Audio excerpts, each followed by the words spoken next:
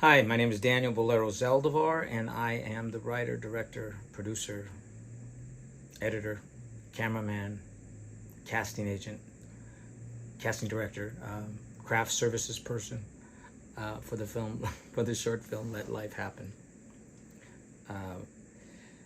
And the film came about because, first of all, I'm an actor by trade. And I was writing a one-man show, autobiographical one-man show, which I wrote this piece for, but it never seemed to fit. It needed its own world, its own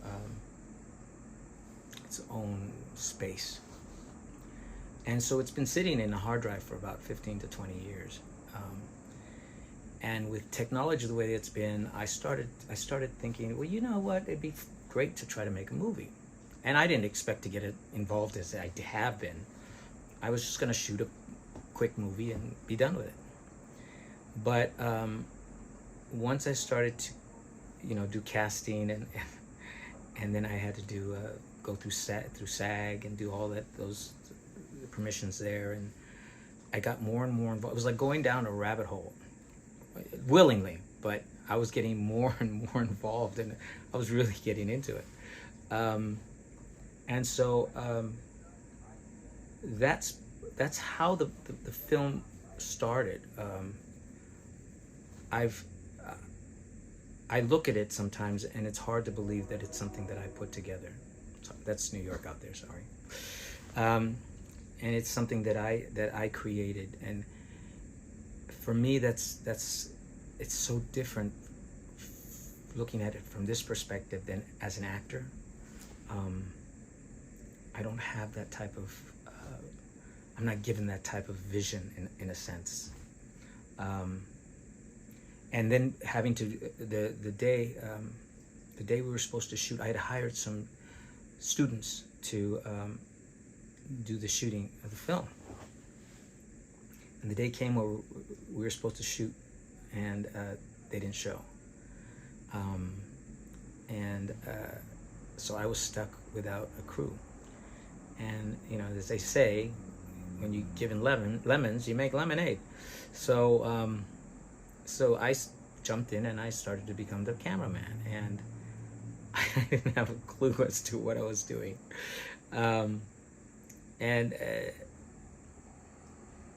It was a lesson, and it was, in some ways, it was a great lesson because I got to see things I don't think I would have been able to if I was just the director. From the camera's lens, it's such a different world. So I appreciated that. It was very cool. But it was an incredible experience. And you really start to appreciate filmmaking once you do something like this, because on this scale, I mean, I can imagine on the much larger pictures what they have to deal with. But that's how the film came to be.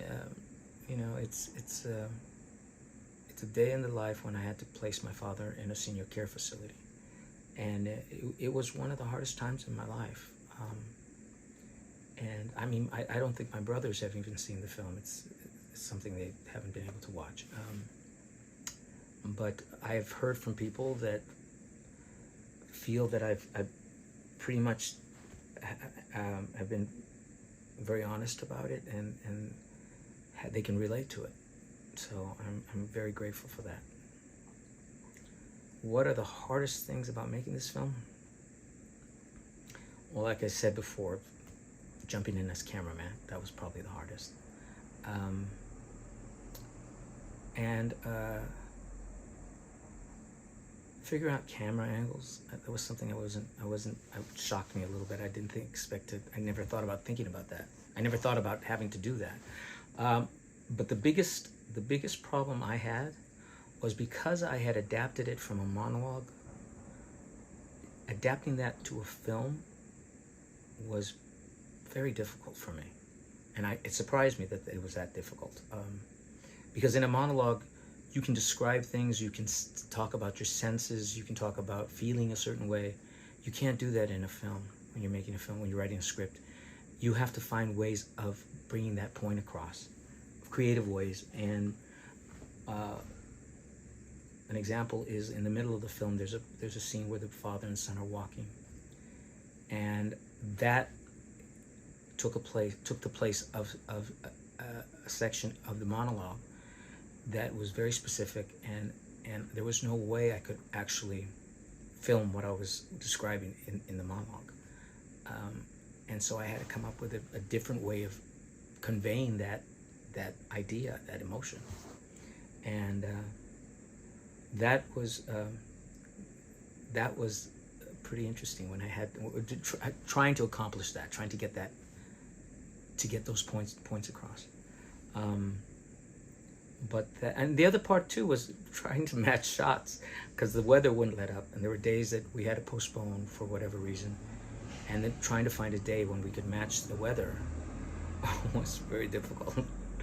And I didn't expect that either. You know, as time went on, I started to get more and more used to it, but it was a huge learning lesson, and it's something that I'd like to try again, definitely. But it's been a huge journey, one that I'm glad I took. What would I like to see done with the film? Happen to the film? Future for the film? I've had people who've seen it who have told me that it's they can relate to it. I think because I learned so late in life that this lesson of letting life happen. When you're a caregiver, you want to protect, you want to make certain boundaries, try to control certain things. It's just part of the job, I think. And sometimes, at least I have found, that you have to let things go. You have to let life happen, whatever that may be. And that's part of what the film deals with. I mean, I won't say too much, but I think people can relate to that and can learn from that. It's not that big of an issue. I mean, it's just a matter of stepping back, taking a breath, and saying it's okay, it'll be okay. You know, nobody's given a book on how to deal with certain things. You just sometimes have to just step back and let life happen.